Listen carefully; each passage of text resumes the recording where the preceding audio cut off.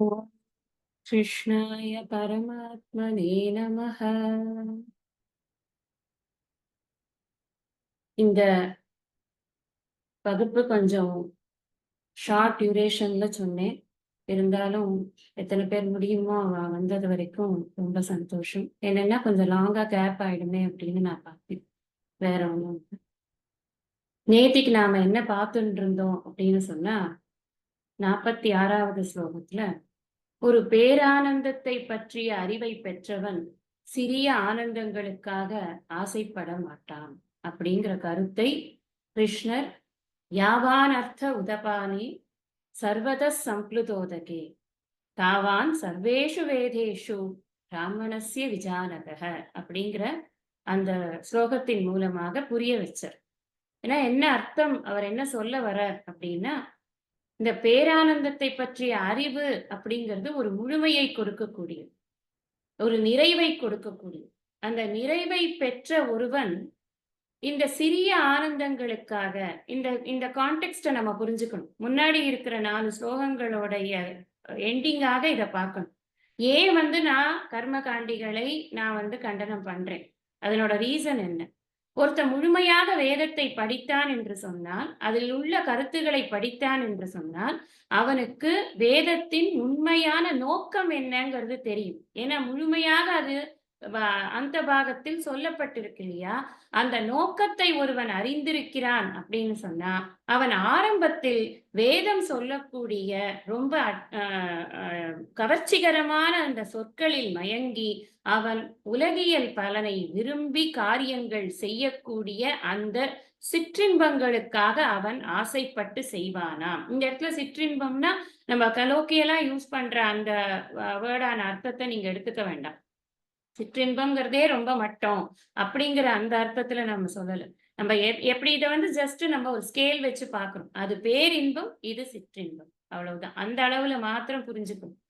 இது நான் தான் நிறைவானவன், நான் தான் ஆனந்த ஸ்வரூபன், நான் தான் எங்கும் நீக்கமற நிறைந்திருக்கிற பரம்பொருளாக இருக்கிறேன் அப்படிங்கிற நான் யார் என்ற அறிவை ஒருவன் பெற்றான். அதான் விஜானதகன்ற வார்த்தையை போட்டிருக்க.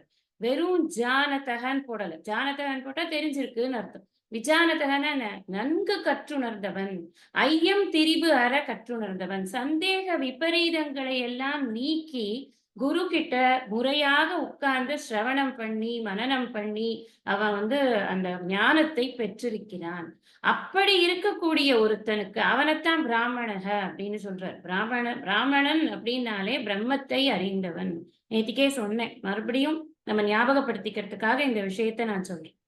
அப்போ இத இத தெரிஞ்சுட்டான். அதனால அவன் இந்த சாதாரண விஷயங்களுக்கு ஆசைப்பட மாட்டான். அது எப்படி உதாரணம் என்ன சொன்னார்? ஒப்பீடு என்ன சொன்னார்? அப்படின்னு கேட்டா, ஒரு பெரிய நீர்நிலை இருக்கிறது. அதில் அருகில் சிறு சிறு நீர்நிலைகள் இருக்கிறது. ஒரு கூப்பம் இருக்கு, ஒரு தடாகம் இருக்கு, ஒரு பெரிய ஆறு, ஏரி அப்படி பார்த்துக்கோங்க. ஒரு ஏரி நெறைய இருக்கு. ஒரு ஏரி பெருசா இருக்கு. அதுக்கு நடுவுல ஜெனரலி ஏரி இருக்கு அப்படின்னா, அதுக்குள்ள ஒரு கிணறும் இருக்கும். நம்ம பார்த்திருக்கோம். ஏன்னா அது கொஞ்சம் ஊற்று தண்ணீர் அதுல வந்து கொண்டே இருக்கும். அந்த தண்ணீரையும் பயன்பாட்டுக்கு எடுத்துக் கொள்ளப்படும். இந்த ஏரி பெருசா எதுக்கு கட்டியிருக்கு அப்படின்னா, மழை நீர் வந்தா சேகரிச்சு வைக்கிறதுக்காக கட்டியிருக்கும். இப்ப நீங்க இப்படி இமேஜின் பண்ணிக்கணும். குரு கிட்ட போறார். சாஸ்திர உபதேசம் கிடைக்கிறது. அப்படியே அமிர்தமா பொழியறது. அந்த ஏரி ரொம்பறது. அதுல அவன் திளைத்துக் கொண்டிருக்கிறான் அந்த ஆனந்தத்தில். நானே ஆனந்த கடல் அப்படின்னு. இதுல அஷ்டாவக்ர கீதையில ரொம்ப அழகா ஒரு இத காட்டுவார்.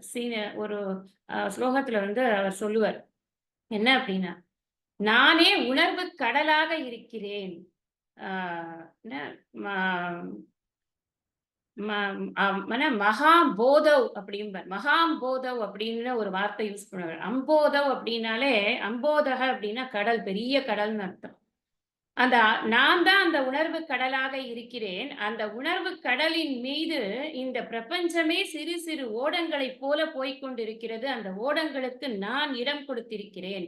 அப்படின்னு ஒரு வர்ணனை ஒண்ணு பண்ணுவார். எப்படி நான் என்ன புரிஞ்சுக்கிறது அப்படின்னு. இவ்வளவு பெருசா ஒரு வாஸ்ட்டா என்ன புரிந்து கொண்டேன் அப்படின்னு சொன்னா, நான் எப்படி ஒரு ஒரு சின்ன ஒரு லிமிட்டட் பெர்சனா என்ன புரிந்து கொண்டு பயம், அப்புறம் ஆசை, அப்புறம் கோபம் இந்த மாதிரியான விஷயங்களுக்குள்ள நான் எப்படி என்ன வச்சு பார்க்க முடியும்? அப்படி பார்க்க முடியாது இல்லையா? அந்த ஒரு அறிவை பெற்றவன், அந்த அமிர்தத்தில் திளைத்துக் கொண்டிருப்பவன், அதிலேயே இருக்கக்கூடிய ஒரு சின்ன கிணறுல இருக்கிற சாதாரண ஒரு தண்ணீய எடுத்து குடிக்கணும்னு நினைப்பானா எங்கேயாவது? நினைக்க மாட்டானேப்பா! அவனுக்கு தான் ஏற்கனவே அமிர்த ஸ்வரூபம் தான் அப்படிங்கிறது தெரிந்திருக்கிறதே அப்படின்னு, இத இந்த லைட் ஆஃப் ப்ரீவியஸ் 4 ஸ்லோகாஸ் பார்க்கணும். இந்த முன்னாடி இருக்கிறத கண்டனம் ஏன் பண்றார் அப்படின்னா, முழுமையாக வேதத்தை படித்திருந்தால் ஒருவன் இந்த உலகியல் பயன்களை விரும்பி காரியங்கள் செய்ய மாட்டான். அப்பதான் என்ன தோன்றது அப்படின்னா, அப்ப காரியம் எதுக்கு பண்ணுவானே? நான் தான் உணர்வு கடலாக இருக்கிறேன். நானே தான் ஆனந்த ஸ்வரூபம்னா, பேசாம சாப்பிட்டு சாப்பிட்டு தூங்க வேண்டியது தானே. எதுக்கு காரியம் என்ன வேண்டி கிடக்கு? ஏதாவது ஒரு காரியம்னு ஒண்ணு இருக்கா என்ன? அப்படின்னு தோணும் இல்லையா? அதனால ஆதிசங்கரர் சொல்றார், "நீ காரியம் பண்ணாம இருக்கிறதுக்காக இத சொல்லல. காரியத்துல இருக்கக்கூடிய பலன்ல பற்று வச்சுக்க கூடாது அப்படிங்கிறதுக்காக சொல்றேன்." அது அந்த விஷயத்த கரெக்ட்டா புரிஞ்சுக்கணும். அதுக்கு தான் வியாக்கியானம் ரொம்ப ரொம்ப முக்கியம். சும்மா படிச்சோம், ஒரு ஸ்லோகத்த படிச்சோம் அப்படின்னு சொன்னா, இந்த இடத்திலேயே முடிஞ்சு போயிடும். பிராமணஸ்ய விஜானதக. சரி ஓகே. நாலேட்ஜ் கிடைச்சது. ஏற்கனவே 11 to 25 நாலேட்ஜ் தான். சொல்லியாச்சு. முடிஞ்சிடுத்து. நமக்கு இதுக்கு மேல எதுக்கு வேலை? வேலைங்கிறதே தேவையில்ல. அப்படின்னு நம்மளோட தமோ குணமானது நம்மளுக்கு அவ்வளோ அழகா ஒரு ஒரு புத்திய கொண்டு குடுக்கும். அதனால தான் ஆச்சாரியார் கருணையோட அந்த இடத்துல வியாக்கியானத்துக்கு எழுதுறாரு. மெனக்கெட்டு எழுதுறாரு. என்ன எழுதுறாருன்னா, "நீ காரியம் பண்ணாம இருக்கிறதுக்காக அர்ஜுனனுக்கு இத சொல்லப்படல. காரியம் பண்ணணும். காரியத்துக்கான ஒரு ஆட்டிட்யூட் என்ன இருக்கணும் அப்படிங்கிறத தெரிஞ்சுக்கிறதுக்காக சொல்றார்" அப்படின்னு. இதுவரைக்கும் நாம பார்த்தது இந்த யாவானர்த்த உதபானைய 46வது ஸ்லோகம். நம்ம 40லேருந்து ஆரம்பிச்சு, நான் உனக்கு சாங்கியத்த சொன்னேன். இப்ப யோக விஷயத்த சொல்றேன்னு ஆரம்பிச்சாரு இல்லையா? அங்கேருந்து ஆரம்பிச்சு இங்க வரைக்கும் கர்ம யோகத்தினுடைய பெருமைகளை பற்றி சொன்னேன். அது சித்த சுத்தியை கொடுக்கும். அதுதான் உனக்கு முக்கியம். அப்படி இது சகாம கர்மயோகத்தை நிந்திப்பதன் மூலமாக கர்மயோகத்தின் பெருமையை வேறு சொன்னேன். இப்படி கர்மயோகத்தினுடைய குளோரி, பெருமை தான் இத்தனை நேரம் சொல்லப்பட்டது. இனிமேல் தான் கர்மயோகம் என்றால் என்னங்கிறதே நமக்கு சொல்லப்போறார். ஆக்சுவலா இந்த யாவானர்த்த உதபானைக்கு சுவாமி ரமணசரண தீர்த்தர் ரொம்ப அழகான ஒரு உதாரணம் குடுக்குறார். என்ன குடுக்குறாருன்னா, ஜடபரதருடைய வாழ்க்கையை உதாரணமா குடுக்குறார். எல்லாருக்கும் தெரிஞ்சிருக்கும். பாகவதம் நெறைய பேர் நெறைய கிளாஸஸ்லாம் அட்டெண்ட் பண்றதுனாலயும், இப்ப ஜெனரலா நெறைய கதைகள் எல்லாம் நெறைய கேட்கறதுனாலயும் உங்களுக்கெல்லாம் தெரிஞ்சிருக்கும். ஜடபரதர் அப்படின்னு ஒரு மகரிஷி இருந்தார் அப்படின்னு சொல்லிட்டு. அவர் ஒரு பெரிய ஒரு ஒரு அ த அதாவது என்ன சொல்றது? ஆத்ம ஞானத்தினுடைய முழுமையான அறிவை பெற்றவராக அவர் வாழ்ந்திருந்தார் அப்படின்னு நம்ம பார்க்கிறோம். ஜடபரதருடைய சரித்திரத்துல. அவருக்கு ஆனா பொறக்கரிச்சே அவர் அவர் ஜடபரதர்ன்னு ஏன் வச்சது அப்படின்னு சொன்னா, ஒரு ஜடம் மாதிரியே இருப்பாராம். ஒண்ணும் எதுக்கும் ரியாக்ட்டே பண்ண மாட்டார். எந்த விஷயத்துக்கும் அலட்டிக்கவே மாட்டார். அவர் பாட்டுக்கு ஏதோ சாப்பிடுறது, தூங்குறதுன்னு இருந்துட்டு இருப்பார் அப்படின்னு சொல்லிட்டு, அவருக்கு ஜடபரதர் அப்படின்னு சொல்லிட்டு அத இது பண்ணி ஜடம்னா எதுவும் ஆக்ஷன்ஸ்லாம் இல்லாம இருக்கிறது அப்படின்னு சொல்லி. ஆனா அவர் பூர்ண ஞானத்தினால தான் ஆக்ஷன் இல்லாம இருந்தார். அவருக்கு சின்ன வயசுல அவருடைய அப்பா அவருக்கு காயத்ரி மந்திரம் எல்லாம் சொல்லிக் கொடுக்க வரும்போது கூட, அந்த காயத்ரி மந்திரத்த கூட அவர் தப்பு தப்பா சொல்லுவாரு.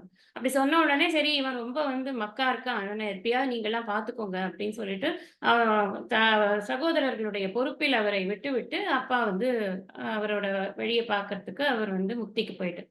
இந்த ஜடபரதர் அப்படியே டல்லாவே வளர்ந்து வளர்ந்து இவர் இருந்து கொண்டிருந்தார். இவர் என்னன்னா, தன்னிடம் இருக்கக்கூடிய அந்த ஆத்ம ஞானத்தை வெளியில் காட்டவே இல்லை. அவருக்கு தெரியும் பூர்ணமான பிரம்மன் தான் நான் அப்படின்னு. ஆனா ஒரு இடத்துலயும் அவர் காட்டிக்காம, அவர் ஏதோ ப அ ப இதுல வரும் கைவல்ய நவநீதத்துல. "பாமரர் என காண்பிப்பார் பண்டிதர் திறமை காட்டார்." ரொம்ப அருமையான வார்த்தைகள். அதனால படிச்சிருக்கேன் அப்படின்னு சொல்லிட்டா, "உனக்கு தெரியுமா? இதான், அது" அப்படின்லாம் காட்டிக்க மாட்டாங்க. ரொம்ப படிச்சவங்க பேசவே மாட்டாங்க முதல்ல. பேச்சே நின்னு போயிடும். ஏதாவது கேட்டா தான் பதிலே வரும். அந்த கேட்டா பதில் சொல்றதுங்கிறது தான் பண்டித லட்சணமே முதல்ல. அந்த மாதிரி இவரும் எந்த ஒரு ரியாக்ஷனும் இல்லாம இருக்கிற சமயத்துல, ரகுகணன் அப்படிங்கிற ஒரு அரசனுடைய பல்லக்கை தூக்குறதுக்கு ஒரு ஆள் வேணும்ன்ட்டு இவர தூக்க வச்சு, அந்த சமயத்துல தான் ரகுகணன் தான் கண்டுபிடிச்சார் இவர் ஒரு மகா பெரிய ஞானி அப்படின்னு. அப்ப ரகுகணன் கிட்ட இவர் சொல்றார், "ஆமா நான் என்ன மறைத்துக் கொண்டு தான் நான் இங்க இருந்தேன். என்ன காரணம் என்றால், நான் இந்த பிரம்ம நிலையே திளைத்திருக்க வேண்டும் என்பதற்காக, இல்லன்னா என்ன டிஸ்டர்ப் பண்ணிடுவாங்க. அதனால எனக்கு டிஸ்டர்பன்ஸ் வேண்டாங்கிறதுனால." என்ன அர்த்தம் அப்படின்னா, வேதத்தினுடைய கருத்துகள் எல்லாம் தெரிந்திருந்தவன், இந்த வேதத்தினுடைய பூர்வ பாகத்தில் இருக்கிற கருத்துகளின் பின்னால் போய் தன்னை வருத்திக் கொள்ள மாட்டான் அப்படிங்கிறதுக்காக ரமணசரண தீர்த்தர் இத ஒரு உதாரணமாகவே சொல்றார். இவருடைய இந்த ஸ்லோகத்துக்கான ஒரு லிவிங் எக்ஸாம்பிளா இவர் வாழ்ந்து காட்டியிருக்கார் அப்படின்னு சொல்லி.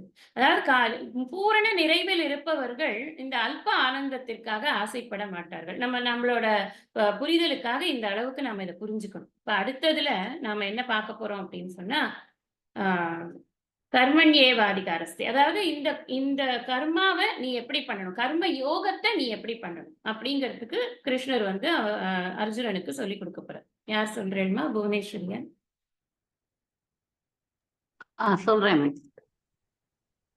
கர்மண்யேவாதிகாரஸ்தே கர்மண்யேவாதிகாரஸ்தே கர்மண்யேவாதிகாரஸ்தே மா பலேஷு கதாச்சன மா பலேஷு கதாச்சன மா பலேஷு கதாச்சன மா கர்ம பலஹேதுர்பூஹு மா கர்ம பலஹேதுர்பூஹு மா கர்ம பலஹேதுர்பூஹு மா தே சங்கோஸ்த்வகர்மணி மா தே சங்கோத்ஸ்வகர்மணி மா தே சங்கோத்ஸ்வகர்மணி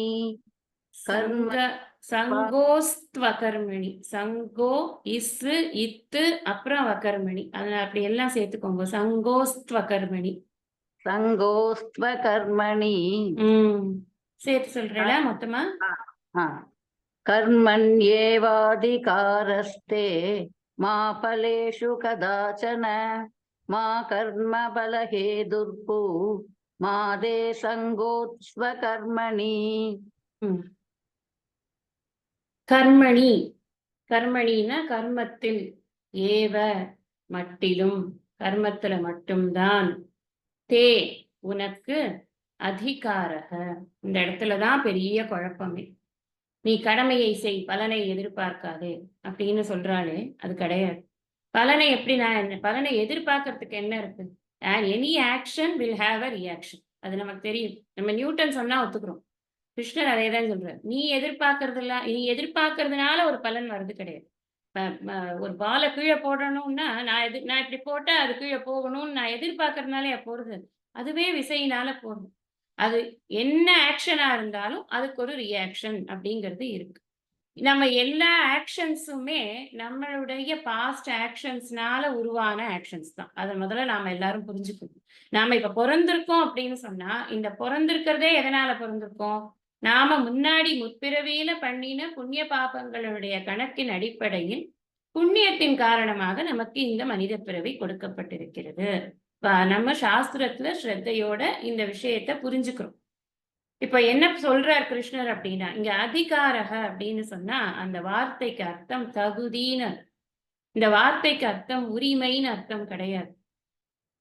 கதாச்சன ஒரு பொழுதும், பலேஷுமா பலன்களில் இல்லை, கர்ம பல ஹேத்துகு மா பூஹு கர்ம பலன்களை உண்டு பண்ணுபவனாக ஆகாதே, அகர்மணி தே சங்கக மாஸ்து கர்மம் செய்யாதிருப்பதில் உன்னுடைய பற்றுதல் இருக்கலாகாது. இதுதான் ஸ்லோகத்துக்கான பொருள். இப்ப நாம விளக்கத்தை பார்க்கணும். தே அதிகாரக கர்மணி ஏவ, உன்னுடைய அதிகாரம் என்பது கர்மத்தில் தான் இருக்கிறது. அப்படின்னா நம்ம என்ன நினைக்கிறோம், உனக்கு உரிமை இருக்கு, கர்மத்துலதான் உனக்கு உரிமை இருக்கு அப்படின்னு. இந்த இடத்துல நம்ம சுவாமிஜி ஸ்பெசிபிக்கா சொல்றார். இந்த இடத்துல உரிமைங்கிறது இல்ல, அதுக்கு அர்த்தம். இந்த இடத்துல அர்த்தம் என்ன அப்படின்னு சொன்னா, தகுதி, குவாலிஃபிகேஷன், ரெஸ்பான்சிபிலிட்டி, குவாலிஃபிகேஷன், தகுதி, இதெல்லாம் தான் இங்க அர்த்தம். நீ இப்ப அர்ஜுனனை பொறுத்தின வரைக்கும் அவனுக்கு சண்டை போடுறது அப்படிங்கிறது உரிமையினால் வந்தது, அது அவனுடைய தகுதி. அவன் க்ஷத்ரியன், சண்டை போட்டுத்தான் ஆகணும், அவனுக்கு அதுதான் வேலையே. It is a duty, it is a qualification, it is a responsibility. நீ கட்டாயம் இதை பண்ணணும். கர்மணியேவ தே அதிகாரம். இத புரிஞ்சிட்டோம் அப்படின்னு சொன்னா இந்த உரிமை போரெல்லாம் நம்ம பண்ண மாட்டோம். முதல்ல தகுதி இருக்கான்னு பார்ப்போம். உரிமை போர் பண்றதுக்கு முதல்ல தகுதி இருக்கான்னு பார்ப்போம். தகுதி என்ன? வேலையை செஞ்சாதான் உரிமையை பண்ண முடியும், உரிமை போருக்கே போக முடியும். அதனால முதல்ல தகுதி. இந்த தகுதிங்கிறது என்ன அப்படின்னு சொன்னா, உனக்கு இப்ப கர்மம் செய்வதற்கான இங்க தகுதிங்கிறது அவனுடைய பிறப்பு தகுதி அப்படிங்கிறத காட்டிலும் மனநிலைங்கிறது ரொம்ப முக்கியம். உன்னுடைய இதை ஏன் நம்ம மனநிலைன்னு சொல்றோம் அப்படின்னா, இவ்வளவு நேரம் எத பத்தி பேசிக் கொண்டிருக்கோம்? நம்ம சித்த சுத்திய பத்தி பேசிக் கொண்டிருக்கோம். நிஷ்காம கர்ம யோகத்த பத்தி பேசிக் கொண்டிருக்கோம். அந்த இடத்துல நிஷ்காம கர்ம யோகம் பண்ணுவதற்கு நீ இப்படி பொறந்திருக்கணும்னு சொல்லலையே. மனசத்தான் சொல்லியிருக்கு. நீ நிஷ்காம கர்ம யோகம் என்பது உன்னுடைய மனதை சுத்தம் செய்யும். நீ என்ன வேணா இருந்துட்டு போ. நீ 4 ஆசிரமங்களில் எது வேணா இருந்துக்கோ. 4 வர்ணங்களில் எது வேணா இருந்துக்கோ. That is not at all a matter.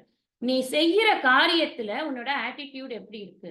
அந்த அந்த ஒரு உன்னுடைய பாவனையை வைத்துத்தான் உன்னுடைய மனதினுடைய அடுத்த நிலையை நிர்ணயிக்க முடியும்.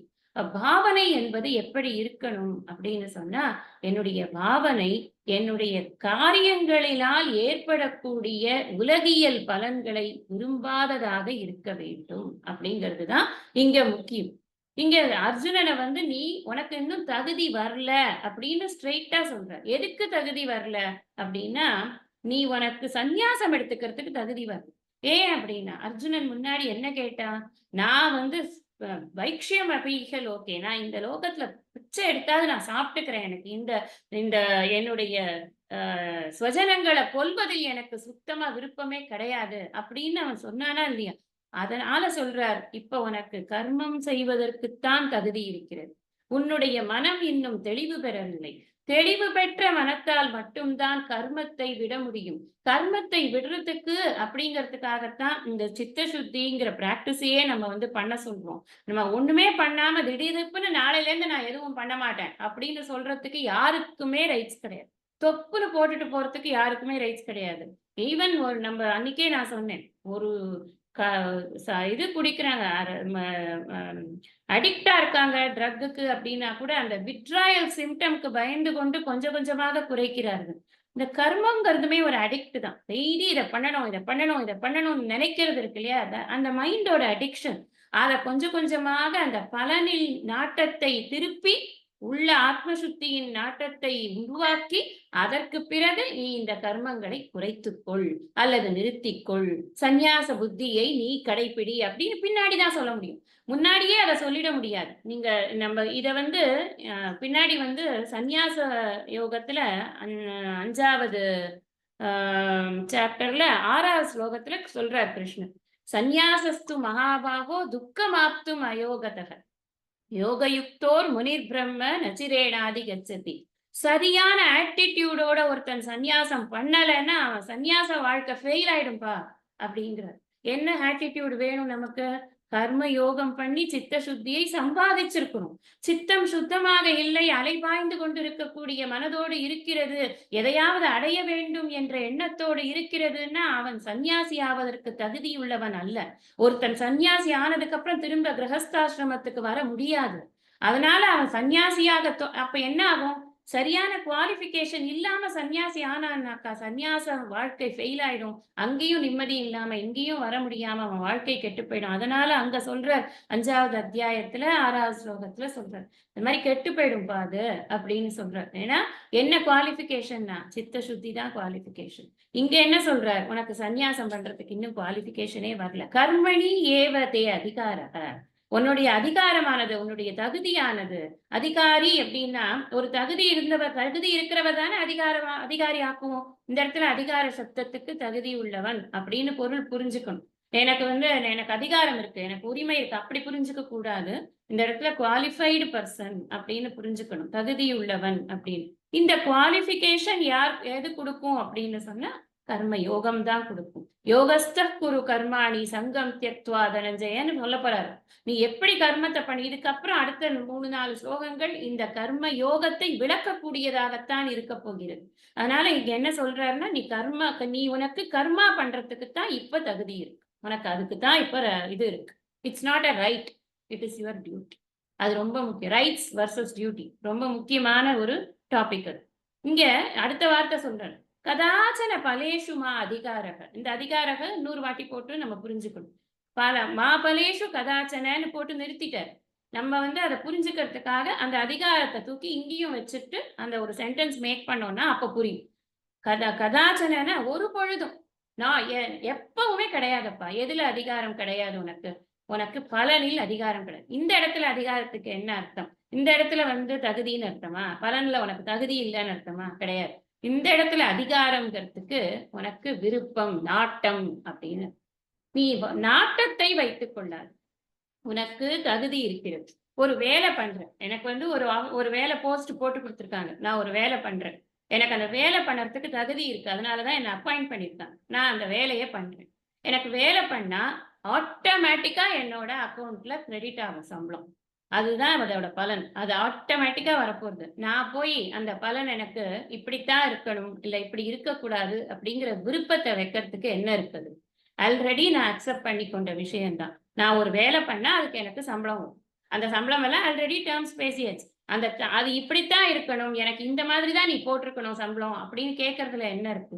ஒண்ணும் கிடையாது. நீ இந்த பலனை நிர்ணயிப்பதற்கு உனக்கு விருப்பம் என்பது இருக்க வேண்டிய அவசியம் இல்லை. அது ஏற்கனவே நிர்ணயிக்கப்பட்டது. உனக்கு அந்த பலனானது வந்து சேரும்.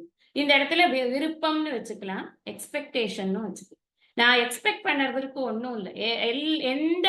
எந்த காரியமாக இருந்தாலும் அதற்கு ஒரு பலன் என்பது உண்டு. அந்த பலன் என்பது எனக்கு ஏற்கனவே நிர்ணயிக்கப்பட்டது. அந்த பலன் என்னை அடைந்தே தீரும். பலனை குடுக்கிறவர் யாருன்னா கர்ம பல தாத்தா ஈஸ்வரன். அந்த ஈஸ்வரன் எனக்கு எப்படி இருந்தாலும் என்னுடைய காரியத்திற்கான பலனை எனக்கு கொடுப்பார். நான் ஒரு நான் எல்லாருமாக சேர்ந்து நம்ம எல்லாரும் வந்து ஒரு பாராயணம் பண்ணலாம் அப்படின்னு டிசைட் பண்றோம். எல்லாரும் சேர்ந்து பாராயணம் பண்றோம். பலன் என்ன? புண்ணியம். யார் குடுப்பா? ஈஸ்வரன். அத நான் வந்து கேட்கணுமா? நான் இது மாரி நேத்திக்கு இவ்ளோ பாராயணம் பண்ணேன். நீ என்னோட அக்கவுண்ட்ல சேர்த்துருவ அப்படின்னு நம்ம போய் சொல்றோமா? யாரும் சொல்றது கிடையாது. யாரும் எதுவும் கேட்கறது கிடையாது. கேட்க வேண்டிய அவசியமும் கிடையாது. இது வந்து ஸ்பிரிச்சுவலா சொல்றேன். லௌகீகமாகவும் நாம் செய்யக்கூடிய காரியங்களுக்கு அதற்குண்டான பலன்கள் நமக்கு வந்து கொண்டேதான் இருக்கிறது. செயலை செய்வதில் தான் என்னுடைய தகுதி என்பது இங்க வந்து நோட்டபிள் பாயிண்டா இருக்கு. எனக்கு அதுக்கு தகுதி இருக்கா? எனக்கு என்ன எனக்கு விதித்த செயல்கள் அத்தனையும் நான் செய்ய கடவுதுதான்.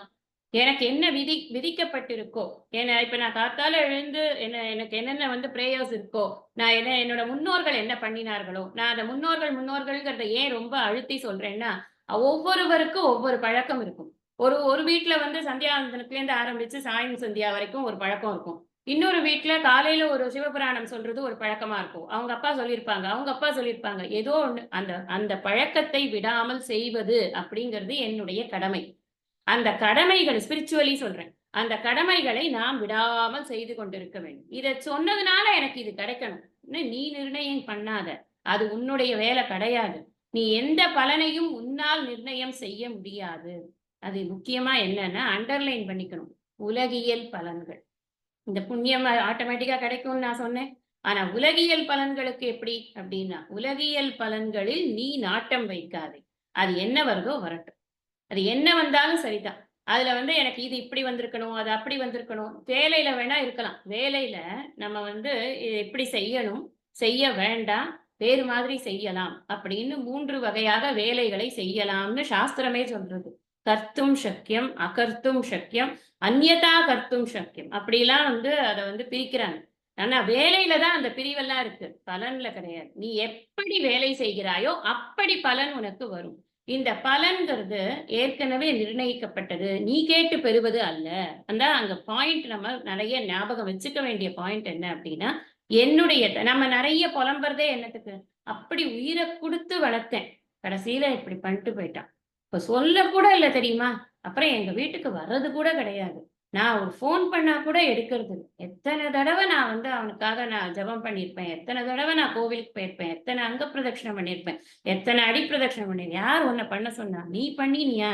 பண்ணினேன்னா அதோட பலன உனக்கு வரும். அந்த பலன அவர்கிட்டேருந்து எதிர்பார்க்கிற பத்தியா? அதான் தப்பு. நீ என்ன காரியம் செய்கிறாயோ அதற்கு ஈஸ்வரன் கொடுக்கக்கூடிய பலன் டிட்டர்மைன்ட். அது வந்து ஆல்ரெடி இருக்கு. நீ எதிர்பார்க்கக்கூடிய இடமே தப்பு. இங்க பிரச்சனை அதுதானே. நம்ம எப்பவுமே எங்க தப்பு பண்றோம் அப்படின்னா, எங்கேயோ ஒரு இடத்துல பண்ணிட்டு, எங்கேயோ ஒரு இடத்துல எதிர்பார்ப்ப வச்சுக்கிறோம். என்னுடைய கடமை, நான் ஒரு தாய். நான் என் குழந்தையை வளர்த்துதான் ஆகணும். அப்படியே வளர்த்தேனேன்னு சொல்லிக்கொண்டே இருப்பதில் என்ன இருக்கிறது? என்னுடைய கடமையை நான் செய்ய வேண்டாமா? என்னுடைய தாய் என்ற தகுதிக்கான கடமையைத்தானே நான் செய்தேன். அதை மீறி நான் என்ன பெருசா செஞ்சுட்டேன்? அப்புறம் என்னத்துக்கு நான் கிளைம் பண்ணணும்? என் பையன் வந்து என்ன அப்படி கவனிக்கல, என் பொண்ணு வந்து என்ன அப்படி கவனிக்கல, எனக்கு ஃபோன் பண்ணல, எனக்கு குசல விசாரிக்கல, என்ன அங்க கூட்டிட்டு போல, இங்க வரல. கிடையாது. அவர்களுக்குன்னு சில கடமைகள் இருக்கு இல்லையா, அதை அவர்கள் செய்யணும். அதை நாம நிர்ணயிக்க முடியாது. அவர்களுடைய கடமையை நான் பலனாக எதிர்பார்ப்பது என்பது கிடையாது. பலன்கிறது சீக் பண்றது கிடையாது. It is not sought. அது டிட்டர்மைன்ட். அது ஏற்கனவே முடிவு செய்யப்பட்டது. என் கடன் பணி செய்து கிடப்பதே, தன் கடன் அடியாரை தாங்குதல் அப்படின்னு ஏற்கனவே சொல்லியிருக்கு. அதன் அடியேனையும் தாங்குதல் அப்படின்னு சொல்லுவார். நான் என்னோட வேலை என்ன அப்படின்னா, வேலை பண்றதுதான் என்னோட வேலை. இந்த இடத்துல தயானந்த சரஸ்வதி சுவாமிஜி ஒரு சின்ன ஒரு அனாலிசிஸ் பண்றார். என்ன அப்படின்னா, அது ரொம்ப நல்ல ஒரு அனாலிசிஸ், நம்ம எல்லாரும் தெரிஞ்சுக்க வேண்டிய ஒரு அனாலிசிஸ். இது என்ன அனாலிசிஸ்னா, இது கடமைக்கும் உரிமைக்கும் உள்ள சம்பந்தம் என்ன? Duty versus right. இது ரெண்டையும் பிரிக்கவே முடியாது. நீங்க கடமையையும் உரிமையையும் ஒரு நாளும் பிரிக்கவே முடியாது. ஒரு டியூட்டி பண்ணியாச்சு அப்படின்னா அந்த ரைட்ட அந்த டியூட்டியோட பலனை ரைட்டா கிளைம் பண்றது அப்படிங்கிறது இல்லை. It is already done. அது இருக்குன்னு அர்த்தம். அவ்வளவுதான். ஒரு டியூட்டி அப்படிங்கிறதுக்கு இன்னொருத்தருக்கு ரைட் அப்படிங்கிறது, ஒருத்தரோட டியூட்டி இன்னொருத்தரோட ரைட்டா இருக்கு. அதை எப்படி சொல்றாரு அப்படின்னு சொன்னா, இப்ப கணவனுடைய டியூட்டி மனைவியுடைய ரைட்டா, மனைவியுடைய டியூட்டி கணவனுடைய ரைட்டா. மனைவி என்ன பண்ணணுமோ அந்த அந்த அவங்க வேலையை அவங்க பண்றது கணவனுக்கு அது உரிமையாகிறது. இந்த டியூட்டி ரைட் அப்படிங்கிறது கடமை உரிமை அப்படின்னு புரிஞ்சுக்கணும். அதே மாதிரிதான் ஒரு நாட்டின் பிரஜையினுடைய டியூட்டி அந்த கவர்மெண்ட்டுக்கு அது ரைட்டா, கவர்மெண்ட்டுடைய டியூட்டி பிரஜையினுடைய ரைட்டா. இங்க நாம என்ன பண்றோம் தப்பு அப்படின்னு சொன்னா, டியூட்டியை பண்ணாம ரைட்டை கிளைம் பண்றது. அங்கதான் ப்ராப்ளம். என் டியூட்டியில நான் எப்படி இருக்கேன், என் டியூட்டியை ஃபுல்ஃபில் பண்ணிட்டேன்னா என்னுடைய கடமை சரியாக செய்யப்பட்டதா, அதை பொறுத்து எனக்கு அங்கேருந்து வரக்கூடிய ரைட்ஃபுல் திங்ஸ் வரும். இங்க இந்த ரெண்டையும் நம்மளால செப்பரேட்டே பண்ண முடியாது. ஒருத்தருக்கு டியூட்டியா இருக்கிறது தான் இன்னொருத்தருக்கு ரைட்டா இருக்கு. அப்ப எனக்கு ரைட்டா இருக்கணும், அப்படி எனக்கு ரைட் வேணும் அப்படின்னா நான் என் டியூட்டியை கரெக்டா பண்ணணும். இல்லைன்னா எனக்கு ரைட்ஸ்ங்கிறது கிடைக்கவே கிடைக்காது. அப்ப டியூட்டி அண்ட் ரைட் ரெண்டையும் செப்பரேட்டே பண்ண முடியாது அப்படிங்கிறது. இந்த கடமையை செய் பலனை எதிர்பாராதே அப்படிங்கிற அந்த அந்த அந்த ஒரு வாக்கியத்தை தான் தயானந்த சரஸ்வதி சுவாமிஜி தப்பு அப்படிங்கிறது. பலனை எதிர்பார்ப்பது அப்படிங்கிறது இல்லை. பலன் இஸ் ஆல்வேஸ் தேர். அது நீ நிர்ணயிக்க கூடியது இல்லை, அது நிர்ணயிக்கப்பட்ட பலனாக இருக்கிறது. இங்க நம்ம இப்ப இந்த டாபிக்ல ஏன் நீ இந்த இதை எதிர்பார்க்க வேண்டாம், உலகியல் பலன்களை எதிர்பார்க்க வேண்டாம் அப்படின்னா, அர்த்த காமத்தை விரும்பி, அதாவது உலகியல் பலன்களை விரும்பி நீ தர்மானுஷ்டானங்களை பண்ணுவது என்பது ஒருபோதும் உனக்கு மனநிறைவை தராது. இங்க விஷயம் அதுதான். உனக்கு மனநிறைவு என்பது எப்போ வரும் அப்படின்னா, இந்த உலகியல் பலன்களிலிருந்து உன்னை விடுவித்துக் கொண்டால்தான் உனக்கு மனநிறைவு என்பது வரும். மனம் நிறைந்தால்தான் மனம் சுத்தமாகும். குறைவான மனதில் எப்பொழுதும் தேடுதல்கள் இருந்து கொண்டே இருக்கும். அதனாலதான் சொல்றார், நீ பலன் பலன் பலன் பலனுக்கு பின்னாடி ஓடாத. அதுவும் உலகியல் பலன்களை பின்னாடி ஓடாத. எனக்கு பணம் வேணும், புகழ் வேணும், எனக்கு அந்த ஹோமம் பண்ணினா எனக்கு இது கிடைக்கும், இந்த பூஜை பண்ணினா இது கிடைக்கும், இந்த கோவிலுக்கு போனா எனக்கு இது கிடைக்கும், அந்த கோவில் போயிட்டு வந்தா எனக்கு விசா கிடைக்கும். ஒரு விசா பாலாஜினே ஒருத்தர் இருக்காரு இதுல ஹைதராபாத்ல கோயில். நான் போல, ஆனா சொன்னாங்க அங்க போயிருக்கச்சு டூர் போகும்போது இந்த கோயிலுக்கு போயிட்டு வந்துருங்க. நம்ம எல்லாம் எப்ப போறோம், ஒன்னும் போறதே கிடையாது, அதுக்கு எதுக்குன்னு நான் அந்த இதெல்லாம் போகல. பட் எதுக்கு சொல்றேன், பாலாஜி பார்க்க கூடாதுங்கிறது இல்ல, அவரோட பேரே விசா பாலாஜின்னு ஆயிடுச்சு. எதுக்கு அப்படின்னா, இங்க போனா அது கிடைக்கும், அங்க போனா அது கிடைக்கும், ஓடாத, அது தேவையே கிடையாது. உலகியல் பலன்களை எதிர்பார்த்து நீ செய்யக்கூடிய எந்த ஒரு காரியமும் உனக்கு நிறைவு என்பதை தரவே தராது. நமக்கு டியூட்டியை தான் பண்றோம். என் குழந்தைய நான் வளர்க்குறேன், எனக்கு டியூட்டி போட்டிருக்கு, சுவாமி எனக்கு அந்த டியூட்டியை கொடுத்திருக்க, என்னை தாயாக்கி இருக்கிறார். அந்த தாய்மை அப்படிங்கிறத நான் என் குழந்தையிடம் காட்டுகிறேன். அனைவரிடமும் காட்டுவேன், குழந்தையிடம் கொஞ்சம் ஜாஸ்தியா காட்டுறேன். ஏன்னா எனக்கு அதோட டியூட்டி இருக்கு, அதனால நான் காட்டுறேன். ஆனா குழந்தை வளர்ந்ததுக்கு பிறகு என்னை தன் சேயாக நினைக்க வேண்டும்னு நான் நினைச்சேன்னாக்கா என்ன போல ஒரு படுமுட்டாள் இந்த உலகத்திலேயே கிடையாது. என்னுடைய கடமைக்குத்தான் நான் ஜவாப்தார். இந்த கடமைக்காக எனக்கு கிடைக்க போகும் பலன்கள் என்பது அது நிர்ணயிக்கப்பட்ட பலன்கள் எதுவாக இருந்தாலும் அதுதான் அந்த இடத்துலதான் நிர்த்வந்தோ பவங்கிறத புரிஞ்சுக்கணும். நிர்த்வந்தோ பவன என்ன, அது எப்படிப்பட்ட பலனாக இருந்தாலும் நான் அதனால் எதுவும் பாதிக்கப்பட போவதில்லை. இன்பமும் எனக்கு ஒன்றுதான், துன்பமும் எனக்கு ஒன்றுதான். இந்த ரெண்டுலயுமே எனக்கு எந்த ஒரு இதுவும் கிடையாது. பலன் விரும்பி நம்ம காரியங்கள் பண்றோம். எல்லா காரியங்களுமே பலன் விரும்பிதான் பண்றோம். அந்த பலன் நமக்கு பலனில் நாட்டம் வைக்காதே அப்படிங்கிறதுதான் இங்க கிருஷ்ணர் சொல்றார். அதனால நம்ம பலன்ல என்னுடைய விருப்பத்தை கொண்டு திணிக்க கூடாது. இப்படித்தான் என்னுடைய பலன் இருக்க வேண்டும் என்று நினைப்பதுதான் தவறு. உலகியல் பலன் என்பது எப்படி இருந்தாலும் நாம் அதை அக்செப்ட் பண்ணிதான் ஆகணும். ஏனென்றால் இந்த நிஷ்காம கர்மயோகத்துக்குள்ள நாம வரும் பொழுது உலகியல் பலன்களில் நமக்கு போக்கஸ்ங்கிறதே கிடையவே கிடையாது. இந்த ஸ்லோகத்தை பொறுத்தின வரைக்கும் இந்த கர்ம யோகத்தினுடைய, அதாவது நிஷ்காம கர்ம யோகத்தினுடைய ஸ்வரூபத்தை இங்க சொல்ற. இதுதான் நிஷ்காம கர்ம யோகம். நீ உன்னுடைய கடமையை செய்வதற்கு உனக்கு தகுதி இருக்கிறது. கடமையை செய்வதற்குத்தான், அந்த தானை போட்டுக்கணும். கர்மணி ஏவ, ஏவனா ஒன்லி அப்படின்னு, அதுக்குத்தான் உனக்கு தகுதி இருக்கு, பலன்ல இல்லப்பா. அதனால நீ உன்னுடைய உனக்கு எதுல தகுதி இருக்கோ அதுல வேலை செய். பலனை பத்தி நீ கவனிக்காத, இன்னொருத்தன் வேலை. அந்த இன்னொருத்த வேலையை பத்தி நீ ஏன் யோசிக்கிற? ஏதோ ஒரு பலன் வந்துட்டு போறது. ஆனா நிச்சயமாக நிஷ்காம கர்மயோகத்தினால் நிர்ணயிக்கப்பட்ட பலனே என்ன அப்படின்னா சித்த சுத்தி தான். இந்த மனமானது தூய்மை ஆகிக் கொண்டே இருக்கும். எதுக்காக சித்த சுத்தி? எனக்கு சித்த சுத்தியை வாங்கி வச்சுட்டு நான் என்ன பண்ண போறேன்? ஊறுகாயா போட போறேன்? கிடையாது. நான் என்ன பண்ண போறேன்? நான் குரு கிட்ட போய் உட்கார்ந்து முறையாக நான் பாடம் படிக்கணும். நான் படிச்சாதான் எனக்கு நான் யாருங்கிறது தெரியும். எங்க பிராமணஸ்ய விஜானதக, நான் எப்ப விஜானதக ஆகிறது? நான் பிராமணஸ்ய விஜானதக ஆகணுமானா நான் ஒரு குரு கிட்ட போய் உட்கார்ந்து பொறுமையா படிக்கணும். அதுக்கு எனக்கு மனப்பக்குவம் வேணும். அந்த மனப்பக்குவத்தை தரக்கூடியது இந்த கர்மயோக, நிஷ்காம கர்மயோகத்தினால் கிடைக்கக்கூடிய சமத்துவ யோக புத்தி தான் எனக்கு அதை கொடுக்கும். பல வார்த்தைகள் சொல்றேன் புரிஞ்சுக்கிறதுக்காக. உங்களுக்கு அங்கங்க இந்த வார்த்தைகள்லாம் தான் நம்ம பின்னாடி பார்த்து கொண்டே வரப்போகிறோம். இதெல்லாம் புரிந்து கொண்டால்தான் பின்னாடி கிருஷ்ணர் கர்மத்தை பத்தி என்ன சொல்றார், கர்ம சந்நியாசத்தை பத்தி என்ன சொல்றார், அப்புறம் சந்நியாசத்தை பத்தி எத்தனை டாபிக். இன்னும் இந்த டாபிக் இங்க முடிய போறது கிடையாது. இது ஒரு பெரிய விரிவான டாபிக்காக அடுத்த அத்தியாயம் பூரா கர்மயோகத்தை பற்றியும் அதற்கு அடுத்த அத்தியாயம் பூரா ஞான கர்ம சந்நியாச யோகத்தை பற்றியும், அதுக்கடுத்த அதிகாரம் பூரா சந்நியாச யோகத்தை பற்றியும், இப்படி 3 விதமாக இந்த விஷயங்களை பிரித்து பிரித்து பிரித்து நமக்கு சொல்லிக் கொடுக்க போறார். எல்லாமே ஒரு அக்ஷரத்தை கூட நம்மளால விட்டுட முடியாது. அர்த்தம் புரிஞ்சுக்காம ஒரு அக்ஷரத்துக்கு கூட அர்த்தம் புரியாம நகர முடியாது. அவ்வளவு இம்பார்ட்டன்ட் வேர்ட்ஸ் கொடுக்கப்படுது. அதனால நான் இப்பவே சொல்றேன், இது ரொம்ப முக்கியமான டாபிக். அதனால இதை மிஸ் பண்ணாம, யாராவது கிளாஸ்க்கு வரலனா கூட தயவு செய்து நீங்க ரெக்கார்டிங் எல்லாம் விடாம கேட்டு மிஸ் பண்ணாம இது கண்டினியூட்டி கொண்டு வாங்க. அப்பதான் விஷயங்கள் நமக்கு புரியும். ஏன்னா எல்லாமே இன்றளவுக்கும் உலகியல் வாழ்வில் நாம் அனுபவிக்காத விஷயங்களைத்தான் சொல்ல போகிறார். அதனாலதான் இது ப்ரொஃபவுண்ட் லாங்குவேஜ், இது நாலேஜ் அப்படின்னு நாம சொல்றோம். சரி, கதாச்சனன்னு சொல்லியிருக்கார். அதை மறந்துடக்கூடாது. இங்க ஏவ மறந்துடக்கூடாது. கர்மணி ஏவ அதிகாரக பலேஷு கதாச்சன அது என்ன அதிகாரக. எப்பொழுதுமே எந்த ஸ்டேஜ், அந்த கதாச்சனுக்கு ஆதிசங்கரர் என்ன சொல்றார், வாழ்க்கையில நீ எந்த ஸ்டேஜ்ல இருந்தாலுமேப்பா அப்படின்னு. நான் நேத்திக்கு இதுல சொன்னேன்னு நினைக்கிறேன், விவேக சூடாமணி கிளாஸ்ல சொன்னேன்னு நினைக்கிறேன். இந்த மனசை பக்குவப்படுத்துறதுக்கு 3 ஆசிரமத்தை கொடுக்கிறார் நமக்கு. ஞானத்துக்கு ஒரே ஒரு ஆசிரமத்திலேயே முடிஞ்சு போயிடும். நம்ம ஞானம் அடைவது அப்படிங்கிறது, கிரகஸ்தாசிரமத்திலேயே ஞானம் அடையலாம். ஒரு வார்த்தைக்காக சொல்றாரு. நீ பிரம்மச்சரியத்திலேருந்து நீ மனசை பக்குவப்படுத்துறதுக்கு ஆரம்பிக்கணும். இந்த நிஷ்காம கர்ம யோகம் என்பதை ஆரம்பிக்கிறதுக்கு இல்ல, நீ உன்னோட வீட்டு கடமையெல்லாம் முடிச்சுடு, அதுக்கப்புறம் பொறுமையா வானப்பிரஸ்தத்தும் போது ஆரம்பிச்சுக்கலாம்னு சொல்லல.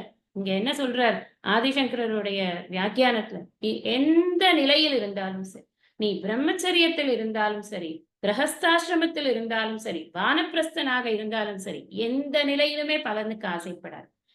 இப்ப நமக்கு என்ன தோணும்னா, எப்படி நான் பலனுக்கு ஆசைப்படாம நான் கிரகஸ்தாசிரமத்தை வெற்றிகரமாக நடத்துவது? இந்த வெற்றி என்பது சோசியல் வெற்றி அல்ல. நம்ம புரிஞ்சுக்கணும். யார் ஒருத்தனுக்கு ஸ்பிரிச்சுவல் அவேர்னஸ் இருக்கோ அவனுக்கு இந்த சமுதாய வெற்றி என்பது வெற்றி அல்ல. நான் எத்தனை பேரை சம்பாதிச்சிருக்கேங்கிறது வெற்றி அல்ல. எத்தனை ஊருக்கு போயிருக்கேங்கிறது வெற்றி அல்ல, எவ்வளவு வீடு வாங்கியிருக்கேங்கிறது வெற்றி அல்ல, என்னோட பேங்க் பேலன்ஸ் என்னோட வெற்றி அல்ல. என் மன நிம்மதி தான் எனக்கு வெற்றி. நல்லா புரிஞ்சுக்கணும். என் மன நிம்மதி தான் எனக்கு வெற்றி. அது எந்த ஆசிரமத்துல இருந்தாலும் நம்ம பண்ணலாமா இல்லையா? ஆதிசங்கரர் ஏதாவது முறையில்லாத விஷயத்த சொல்லுவாரா? கிருஷ்ணர் பொய்ய சொல்லுவாரா? நம்ம அதை புரிஞ்சுக்கணும். அப்ப கதாச்சன அப்படிங்கிறது என்னன்னா, எந்த ஸ்டேஜ்ல நீ வாழ்க்கையில இருந்துக்கோப்பா. ஆனா எந்த ஸ்டேஜ்ல இருந்தாலுமே பலனில் உன்னுடைய நாட்டத்தை வைக்காதே. மா பூத் அப்படின்ற லௌகீக, இதுல என்ன இன்னொரு வார்த்தை எழுதுறாருன்னா, லௌகீக பல திருஷ்ணா மா பூத் அப்படின்னு. திருஷ்ணானா thirst. ஆனா அப்படியே தாகம் எடுக்கிறது. அவனுக்கு ஏதாவது ஒண்ணு அவன் அடையணும், அடையணும், அடையணும். Achievements. I want to show my achievements. இதெல்லாம் மேஸ்லோஸ் ஹைரார்கி தியரின்னு ஒண்ணு இதுல படிப்போம் நம்ம MBAல எல்லாம். அப்படியே ஆரம்பத்துல என்ன என்ன எதை அவன் வெற்றியா நினைக்கிறான், அப்புறம் எதை நினைக்கிறான், அப்புறம் எதை நினைக்கிறான், 7 ஒரு பிரமிட் மாதிரி போட்டு காமிப்பாங்க. ஆதிசங்கரர் சொல்றார், அதெல்லாம் இருக்கிறது இருந்துட்டு போறதப்பா. எப்பொழுதுமே லௌகீக பலனில் உன்னுடைய வெற்றி என்பதை நீ நாடினாய் என்றால் அதனால் உனக்கு மன நிம்மதி என்பது கிடைக்காது. இதுதான் உண்மை. இதுதான் அறுதி உண்மைங்கிறது இதுதான். நம்ம என்ன பதவி வந்தா என்ன, எவ்வளவு பெருசா என்ன ஆனாத்தான் என்ன, அவனுக்கு உள்ள போய் பார்த்தா அவன் மனசுல 1000 பிரச்சனைகள் இருக்கு. அந்த மனசதான் இங்க போக்கஸ் பண்றோம். ஏன்னா மன ஏவ மனுஷியானாம் பந்த மோட்ச யோகம்னு வேற சொல்லியிருக்கு. மனசுதான் டூல். அதனால அந்த டூலை தான் முதல்ல ப்ரிப்பேர் பண்றார் கிருஷ்ணர். அழகா கட்டடம் கட்டுறார். முதல்ல மனசை சரி பண்ணிடும். அதுக்கப்புறம் நான் சொல்லக்கூடிய விஷயங்கள்லாம் உனக்கு சல்லுசா புரிஞ்சிடும். அவ்வளவுதான், ஒண்ணுமே ப்ராப்ளமே இல்லை அப்படின்னு. இதுல என்ன புரிஞ்சுக்கணும்னா, நாம இந்த உலகியல் லௌகீக பல திருஷ்ணா மா பூத்துன்னு சொன்னாரே, இந்த உலகியல் பலன்களை நாம விரும்பும் பொழுது நான் என்ன ஆறேன் அப்படின்னு சொன்னா, நான் அந்த பலன்கள், அந்த பலன்கள் கொடுக்கக்கூடிய இன்பங்கள் இருக்கு இல்லையா, அதுக்கு நான் கட்டுப்படும். I am condition. எனக்கு கண்டிஷன்டா ஒரு பிளஷர் கிடைக்குது. இது இருந்தா தான் நான் இன்பமாக இருக்கிறேன். இந்த பெண் என் வாழ்க்கையில் இருந்தால்தான் எனக்கு மனம் சந்தோஷமாக இருக்கிறது.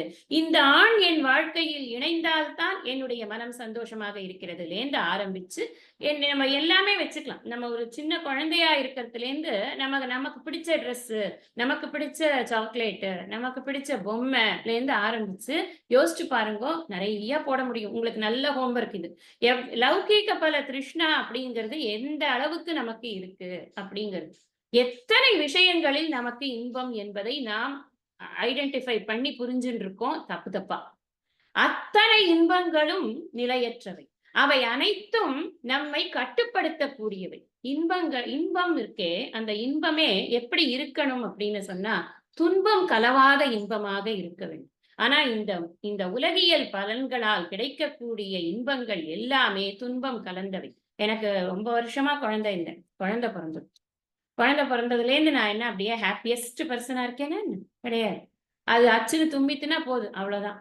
ஆஹா, என்ன ஆச்சு தெரியலையே, எந்த டாக்டர்கிட்ட கூட்டிட்டு போலான்னு தெரியலையே, எந்த சைல்ட் ஸ்பெஷலிஸ்ட் பெஸ்ட்ன்னு தெரியலையே, இன்னும் ஜுரமே குறையலையே, இன்னும் இதுவே குறையலையே, அது கண்ணெல்லாம் தொடுங்கி போயிருக்கேன். அந்த குழந்தைக்கு எல்லா இதுவும் பண்ணி குழந்தை ஒரு நல்ல நிலைக்கு அதுக்கப்புறம் அது கல்யாணம் ஆனதுக்கு அப்புறமும், அதுக்கு குழந்தை பிறந்ததுக்கு அப்புறமும், அந்த குழந்தைக்கு குழந்தை பிறந்ததுக்கு அப்புறமும் நமக்கு பதபதப்பு. என்னத்த இன்பம்? அது இன்பமா? அது இன்பம்னு நாம நினைச்சுக்கோ. இட்ஸ் அ கேமோஃப்ளேஜ்டு இன்பம். நாம அப்படி நினைத்து கொண்டிருக்கு. இந்த துன்பம் தான் இன்பமாக தோன்றுகிறது நமக்கு. அதுதான் உண்மை. துன்பம் கலவாத இன்பம் அப்படிங்கிறது இந்த உலகியல் பலன்ல கிடையாது. நம்பர் 1 இது இன்பத்தினுடைய இயல்பு. இது இன்பத்தின் இயல்பு. அடுத்தது என்ன அப்படின்னா, நிறைவே தராது. என்னத்த பண்ணா என்ன, எவ்வளவு வந்தா என்ன. இந்த 7 ஜாடி தங்கம்னு ஒரு கதை சொல்லுவார் சுவாமிஜி. அந்த மாதிரி எத்தனை செல்வம் வந்தாலும் அந்த செல்வம் என்பது எனக்கு நிறைவை தரவே தராது. என்ன செல்வத்தை அந்த மேல மேல மேல மேல மேல மேல I want to build empires on my thing. எதுக்கு? என்ன பண்ண போறேன்? அத்தனையும் பாதுகாக்கிறதுக்கு ஒரு ஆளை போடுவேன். அப்புறம் அவன் சரியா இருக்கானா அதை பாக்குறதுக்கு ஒரு CCTV கேமரா போடுவேன். அந்த கேமராவை உடைக்காம இருக்கிறதுக்கு இன்னொரு ஆளை போடுவேன். என்ன ப்ராப்ளம்? எனக்கு என்ன பிரச்சனை? எந்த இன்பமாக இருந்தாலும், எனக்கு என்ன கிடைத்தாலும், எவ்வளவு சொத்து கிடைத்தாலும், எவ்வளவு பேர் புகழ் என்ன கிடைத்தாலும் நிறைவு தராது. எனக்கு அது குறைபாடு இருந்து கொண்டே இருக்கு. எனக்கு என்ன ஆஸ்திரேலியால கூப்பிட்டாங்க, ஆனா என்ன அமெரிக்கால இது வரைக்கும் கூப்பிடவே இல்லை. எப்படி இருக்கு பாருங்க. நம்ம எங்கேயோ ஒரு இடத்துல போனா நிம்மதி. அப்படி கிடையாது. எனக்கு அங்க கூப்பிட்டாங்க, என்ன இங்க கூப்பிடல. ஏன்னா இந்த ஊர்ல கூப்பிட்டாங்க, என்ன அந்த ஊர்ல கூப்பிடல. இதெல்லாம் அதாவது வளர வளர வளர நம்முடைய இன்பத்தின் ஸ்கேல் வந்து மாறிக்கொண்டே இருக்கிறது. அப்ப எங்க நிறைவு வருது? நிறைவே வராது.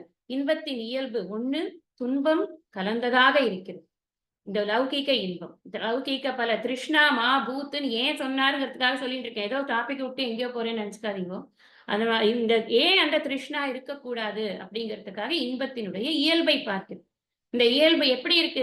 அந்த உலகியல் பலன்களின் இயல்பு துன்பம் கலந்ததாக இருக்கிறது, நிறைவை தராததாக இருக்கிறது. அடுத்தது எப்படி இருக்கு? என்னை அடிமைப்படுத்துகிறது. இது கிடைச்சதா? அடுத்த திரும்ப இன்னொன்னு அதை விட பெட்டரா கிடைக்குது. அது வந்துதான் அதை விட பெட்டரா கிடைக்குது. நான் இந்த ஊருக்கு போனேன்னா அந்த ஊர்ல ரொம்ப ரொம்ப பியூட்டிஃபுல் சீனரிஸ். ஆனா இந்த சைடு பார்க்கவே இல்லை. நார்த் ஈஸ்ட் பார்க்கலையா இன்னும்? நார்த் ஈஸ்ட் பார். அப்புறம் நீ எதுவுமே பார்க்க மாட்டேன். அப்படியா? சரி, நான் அடுத்தது நார்த் ஈஸ்ட் தான் போறேன். நார்த் ஈஸ்ட் போயாச்சா? நீ சைனா, வியட்நாம் அதெல்லாம் அப்படியே போயிருக்கலாமே. அதெல்லாம் பார்க்கவே இல்லையா? ரொம்ப சூப்பரா இருக்குமே. ஓ, அப்படி போய் அப்படியே ஹவாய் போலாமே. நம்ம இந்த வேர்ல்டு மேப்பை வைத்துக்கொண்டு இப்படி போலாமே, அப்படி போலாமே, அப்படி போலாமே போய்க்கொண்டே இருக்கும். இது என்னை அடிமைப்படுத்துகிறது. நான் வந்து ஒன்னொன்னு ஒரு எக்ஸாம்பிள் சொல்றேன், அவ்வளவுதான். இதுதான் எதனால இதெல்லாம் நான் வந்து ரொம்ப விவரமா சொல்றது இல்லைன்னா, இது எல்லார் வாழ்க்கையிலையும் இதெல்லாம் நாம அனுபவித்துக் கொண்டே இருக்கக்கூடிய விஷயங்கள் தான். ஒரு சாம்பிள் சொல்லிட்டேன்னா உங்களாலேயே வந்து நிறைய இதுக்கு போட்டுக்க முடியும். இதெல்லாம் ஹோம்ஒர்க். இதெல்லாம் நம்ம மைண்ட் பண்ண வேண்டிய ஹோம்ஒர்க்.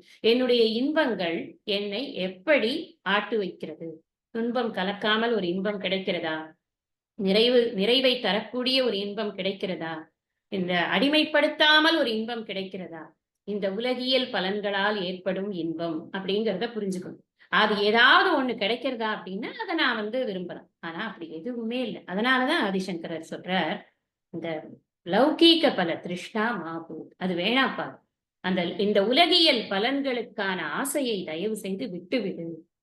நான் இல்லையா, எனக்கு இந்த உலகம் இல்ல, எனக்கு வந்து சொர்க்கம் கிடைக்கணும்னா அங்கேயும் நமக்கு எனக்கு என்ன பெட்டர் பாடி கிடைக்கும், பெட்டர் மைண்ட் கிடைக்கும், பெட்டர் பிளேஸ் கிடைக்கும், பெட்டர் எக்ஸ்பீரியன்சஸ் கிடைக்கும், பெட்டர் ஹாப்பினஸ் கிடைக்கும். திருப்பி எங்க வருது? இங்கதான் வந்தா. இங்க வந்தா திருப்பி எனக்கு இந்த இந்த இந்த பிறவி வரணுமே, அந்த பிறவி வரணுமே, எனக்கு மறுபடியும் சேம் திங். அது ஒரு சக்கரம் மாதிரி போய்கொண்டே இருக்கிறது. இந்த இன்பத்தின் பின்னால் நான் ஓடி ஓடி ஓடி என்னத்தை கண்டேன்னா ஒரு ஆயாசத்தை கண்டேன். ஏதோ ஒரு இடத்துல போய் நான் நின்றுவேன். ஐயோ, எவ்வளவு நாள் இதையே நினைக்கிறது அப்படி. எப்ப நான் எதுவுமே இல்லாம இன்பமா இருக்க முடியும்? ஒரு ஆப்ஜெக்ட் கூட கையில இல்லாம என்னால இன்பமா இருக்க முடியுமா? அந்த அந்த ஏக்கம் மனசுக்கு வந்துரும். அது ஏக்கம் வரும் அப்படிங்கிறத எப்படி நம்ம வந்து உணர்ந்து கொள்றோம்னா, டெய்லி தூக்கம் நமக்கு அதை கொடுக்கிறது. இந்த தூங்கறச்சே இருக்கிற இன்பம் எனக்கு இந்த ஜாகிரத், அதாவது சுஷுப்தியில தூக்கம் அப்படிங்கறத சம்ஸ்கிருதத்துல சுஷுப்தி அவஸ்தா அப்படின்னு சொல்லுவோம். ஸ்வப்ன அவஸ்தா, ஜாகிரத் அவஸ்தா, சுஷுப்தி அவஸ்தான்னு 3 அவஸ்தா சொல்லுவோம். இந்த சுஷுப்தி அவஸ்தா, தூக்கம் என்ற நிலையில் எனக்கு இருக்கக்கூடிய இன்பம் விழிப்பு நிலையில் எனக்கு எப்பொழுது கிடைக்கும்? அந்த தூக்கத்துல எந்த ஆப்ஜெக்டும் இல்லாம நான் இன்பமா இருக்கேனே, அந்த மாதிரி விழிப்பு நிலையில் நான் எப்பொழுது இன்பமாக இருப்பது அப்படிங்கிற ஒரு ஏக்கம் வந்துடும். ஏன்னா எனக்கு கிடைக்கக்கூடிய அத்தனை இன்பங்களும் based on some condition. It is a conditioned இன்பம். அந்த அந்த ஒரு அது ஏதோ ஒரு ஒரு கட்டுப்பாட்டில் அது இருக்கிறது. அப்படி கட்டுப்படுத்தப்பட்ட இன்பம் எனக்கு எதுக்கு? எனக்கு அது வேண்டாம். அப்ப அது வேண்டான்னா நான் என்ன பண்ணணும்? நான் என் ஸ்வரூபத்தை அறியணும். நானே இன்பக்கடல் அப்படின்னு எனக்கு புரியணும்.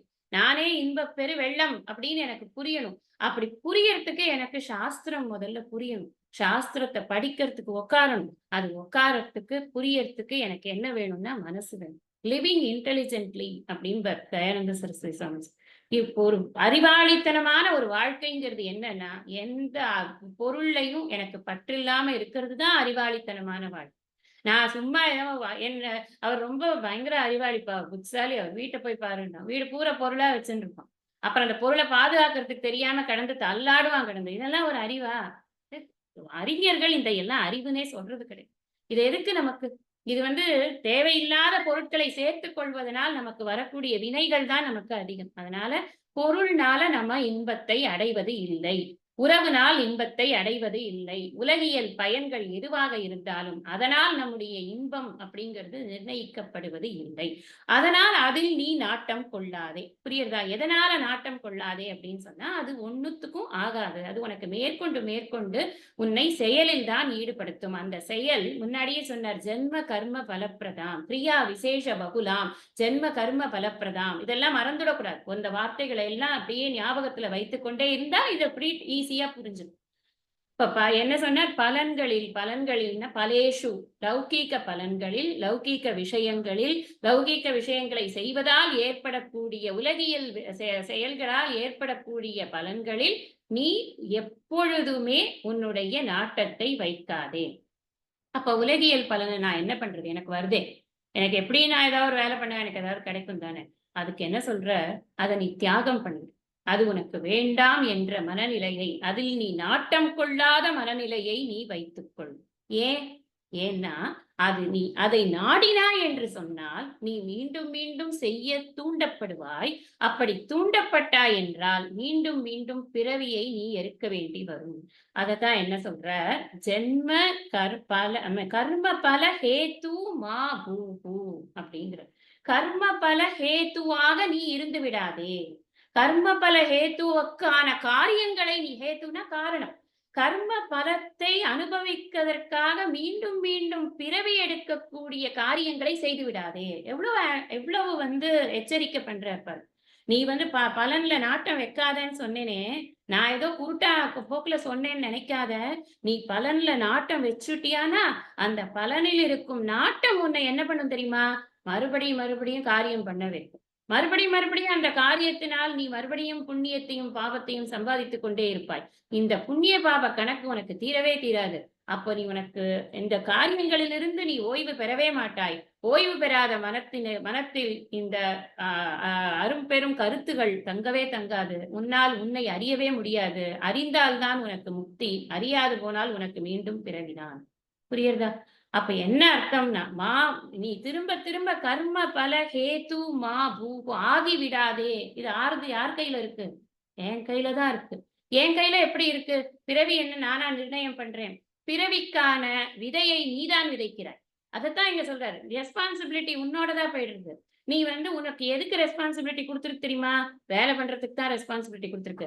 பலனை இப்படித்தான் இருக்கணும்னு நீ ஆசைப்பட்டுட்டியானா என்ன ஆகுது? நீ ஆசைப்பட்ட பலன் கிடைக்கிற வரைக்கும் நீ வேலை பண்ணிட்டு தான் இருக்க. தானே நம்மளோட நேச்சர் இல்லையா? ஒன்னு அடையலைன்னா அடையிற வரைக்கும் நம்ம பின்னாடியே ஓடிக்கொண்டே இருக்கும். இதைத்தான் சொல்ற. நீ ஆசையை வைக்காத, அது பக்கத்துல நீ போகாத. அது நான் பாத்துக்கிறேன். அது முன்னாடியே சொன்னாரே, யோகக்ஷேமம் நிர்யோகக்ஷேமோ பவ. நிர்யோகக்ஷேமோ பவன்னு ஏன் சொன்னார்? அதை பத்தி நீ கவலைப்படாதப்பா, நான் பாத்துக்கிறேன். இது என்னோட வேலை.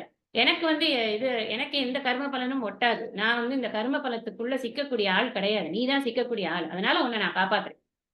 இது சுவாமியோட கேரண்டி. அப்ப நம்ம என்ன புரிஞ்சுக்கணும் அப்படின்னா, இந்த கர்ம விரும்பி விரும்பி நாம் பலன்களை விரும்பி விரும்பி மீண்டும் மீண்டும் கர்மங்களை செய்து கொண்டே இருக்க இந்த உலகியல் பலன்கள் நம்மை அவற்றை அனுபவிப்பதற்காக மீண்டும் மீண்டும் கர்மங்களை செய்ய தூண்டும். அதற்காக மீண்டும் மீண்டும் நமக்கு பிறப்பு வரும். பிறப்பற்கள் உற்றார்க்கு உடம்பும் மிகையாமே அப்படின்னு சொன்னார். எனக்கு பிறவி வேண்டாம் அப்படின்னு ஒருத்தன் நினைச்சுட்டான்னா அவனுக்கு இந்த உலகத்துல இருக்கிற அத்தனை விஷயங்களும் துச்சம். துச்சம்னா நோ வேல்யூன்னு. அதுக்கு வேல்யூவே கிடையாது. இது ஒரு புல்லுக்கு சமானம். இந்த உலகமே ஒரு புல்லுக்கு சமானம் அப்படின்னு ஒரு ஸ்தோத்திரமே இருக்கு. அப்ப நமக்கு என்ன புரியணும் அப்படின்னு சொன்னா, எனக்கு பிறவி வேண்டாம் அப்படின்னு நான் ஒரு முடிவு பண்றேன்னா அதுக்கு ஒரே வழி முக்தி. முக்தி தான் பிறவி வேண்டாம் அப்படிங்கிறதுக்கான வழி. அந்த முக்தி என்பது என்ன? அமைதியான ஆனந்தம். அந்த அமைதியான ஆனந்தத்திற்கு சாஸ்திர விஷயங்களை புரிந்து கொள்வதற்கு என் மனம் தயாராக இருக்க வேண்டும். அப்போ வேலையே செய்ய வேண்டாம. அப்போ அப்பாடி வேலை செய்ய வேண்டாம்னு சொல்லிட்டா நிம்மதி. ஒரு வேலையும் பண்ண வேண்டாம். எனக்கு சொல்லியிருக்காரு, என்னோட குரு சொல்லியிருக்காரு, இனிமே நான் எந்த ஒர்க்கும் பண்ண மாட்டேன் அப்படின்னு சொல்லலாமானா கிடையாது. அடுத்து last part of the sloka is very very important. மாதே சங்கோஸ்வ கர்மணி. என்ன சொல்றாரு அப்படின்னா, அகர்மணி தே சங்கக மாஸ்து அப்படிங்கிறார். உன்னால ஒர்க்கை அவாய்ட் பண்ண முடியாது. திருக்குறள் ஒண்ணு இருக்கு, செய்யத்தக்க அல்ல செய்யக்கெடும், செய்யத்தக்க செய்யாமையாலும் கெடும் அப்படின்னு. அழகான பொருள். நீ செய்ய வேண்டியதை தப்பா செஞ்சாலும் கெட்டுரும், நீ செய்ய வேண்டாததை செஞ்சானாலும் அப்பவும் வந்து அந்த விஷயம் வந்து கெட்டு போயிடும். அப்ப என்ன அர்த்தம்னா, செய்ய வேண்டியதை செய்ய வேண்டிய முறைப்படி செய்யணும். செயலினுடைய ஒரு பெருமையை பற்றி அங்க வந்து திருவள்ளுவர் சொல்றார். இங்க என்ன சொல்றார்? அகர்மணி தே சங்கஹ மாஸ்து. என்ன வந்து காரியமே பண்ண வேண்டாம். எப்ப காரியம் பண்ணாதானே பலனு. பலனுங்கிறதுனால தானே நான் அதுல நாட்டம் கீட்டம்லாம். நம்ம காரியம் பண்ணாம இருக்கலாம்ப்பா பேசாம. No, that is not recommended for you. நீ என்ன பண்ணக்கூடாது அப்படின்னா, அகர்மணி தே சங்கஹன்னா உன்னை இணைத்துக் கொள்ளாதே. எதற்கு உன்னை இணைத்துக் கொள்ளாதே அப்படின்னா, செயலின்மையில் உன்னை இணைத்துக் கொள்ளாதே. அகர்மணினா செயலின்மை அப்படின்னு புரிஞ்சுக்கணும். செயலின்மையில் நீ இணைத்துக் ஐடிலா இருக்கலாமா அப்படின்னா, ஐடில்னஸ் ப்ரொபகேட்டே பண்ணல. ஏன் எங்க சொன்னார்? ஐடிலா இருக்கக்கூடாதுங்கிறத எங்க சொல்லியிருக்கார் அப்படின்னா, இங்கேயும் சொல்லியிருக்கார். இதுக்கு முந்தின ஸ்லோகத்துல என்ன சொன்னார்? நித்திய சத்வஸ்தோ பவ, நித்திய தமோ குணவான் பவன்னு சொல்லல. தமோ குணத்துல இருன்னு சொல்லியிருந்தாதான் நீ ஐடிலா இருக்கலாம்னு அர்த்தம். நித்திய சத்வஸ்தோ பவ அப்படின்னு சொல்லியிருக்க. சத்வகுணத்தில் இருப்பாயாக. சத்வகுணத்தில் இருக்கக்கூடியவன் செயலற்றவனாக இருக்க மாட்டான். செயலில் அவன் ஈடுபட்டு கொண்டிருக்கும் பொழுது கூட தான் செய்து கொண்டிருக்கிறோம் என்ற எண்ணம் இல்லாதவனாக இருப்பான். இதை நம்ம 4வது அத்தியாயத்துல ரொம்ப அழகா விவரிப்பார் கிருஷ்ணர். அப்ப நம்ம இதை ரொம்ப டீட்டெயில்டா அங்க பார்ப்போம். இந்த அகர்மணி அப்படிங்கிற விஷயத்த செய்து கொண்டிருக்கும் போதே கர்மத்தில் அகர்மத்தை எப்படி பார்ப்பது அப்படிங்கிறது ஒரு பியூட்டிஃபுல் டாபிக். அங்க அதை நம்ம பார்க்க போறோம். இங்க என்ன சொல்றாருன்னா, இது எவ்வளவு மோசமான கர்மமாக இருந்தாலும், கொலை கர்மத்தை தான் உன்னை பண்ண சொல்றேன் அர்ஜுனா, ஆனால் நீ பண்ணிதான். உனக்கு வந்து பண்ண முடியாது அப்படின்னு இங்கேருந்து ஸ்டெப் டவுன் பண்ணிட்டு போறேன்னு பார்த்தியா, அதை பண்ண முடியாது. நீ செய்யக்கூடிய கர்மத்தில் உனக்கு தகுதியானது இருக்கிறது. உனக்கு தகுதிதான் இருக்கிறது. அதனால் நீ செய். அதனுடைய பலனை பற்றி நீ சிந்திக்காதே. அதற்கு உனக்கு தகுதியும் இல்லை, ஒன்றும் இல்லை. நீ அதே சமயத்தில் நீ செய்ய மாட்டேன், செய்ய வேண்டாம் என்ற ஒரு எண்ணத்தை வைத்துக் கொள்ளாதே. இது வந்து கர்மத்தை விடவும் முடியாது, கர்மா பண்ண மாட்டேன்னு சொல்லவும் முடியாது. கர்ம பலன்ல இருக்கிற இச்சையத்தான் விட முடியும். இதுதான் நம்மளுக்கு இங்க பெரிய ஒரு ஐ ஓப்பனரே அதுதான். ஏன்னா செய்ய மாட்டேன்னு நான் சொல்ல முடியாது. I can not leave anything and run away. எனக்கு பண்ண முடியாது. நான் வாழ்க்கையில நான் ஒரு வேலை எடுத்துட்டு இருக்கேன்னா அந்த வேலையில நான் பண்ணிதான் ஆகணும். எனக்கு என்ன டிஃபிகல்டிஸ் வந்தாலும் பகவத் கருணையினால அவருடைய ஹெல்ப்பை கேட்டாவது நான் எப்படியாவது மனதைரியத்தோட அந்த வேலையை நான் செஞ்சுதான் ஆகணும். பாதியில போட்டுட்டு வரேங்கிறத கிருஷ்ணர் வந்து ஒத்துக்கவே இல்லை. அர்ஜுனனுக்கு ஒத்துக்கலைன்னா நமக்கும் ஒத்துக்கல அப்படின்னு தான் அர்த்தம்.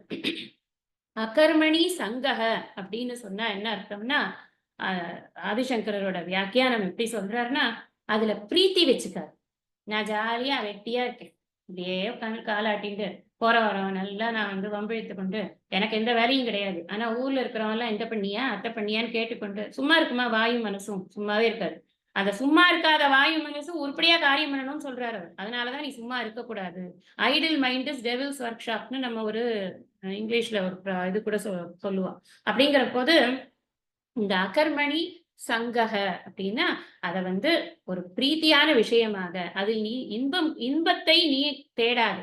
செயலற்ற தன்மையில் செயலின்மையில் நீ இன்பத்தை தேடாதே. மாஸ்து அப்படின்னா வேண்டாம் அப்படின்னு. அப்ப இதுல எத்தனை விஷயம் சொல்ற. உன்னோட ரெஸ்பான்சிபிலிட்டி என்னன்னு புரிஞ்சுக்கோ அர்ஜுனா. நான் ஒரு 5 நிமிஷம் கூட எடுத்துக்கிறேன், முடிச்சுடுறேன் இந்த ஸ்லோகத்தை. உன்னோட ரெஸ்பான்சிபிலிட்டி என்ன அப்படிங்கிறத புரிஞ்சுக்கோ அர்ஜுனா. உன்னுடைய கடமைகளை சரிவர செய்து கொண்டிரு. நீ என்ன கொடுக்க வேண்டுமோ அதை கொடுத்து கொண்டிரு. அங்கிருந்து என்ன பெற வேண்டும் என்ற நோக்கத்தை வைத்துக் கொண்டிருக்காதே. அழகா சொல்லுவார் தயானந்த சரஸ்வதி சுவாமிஜி.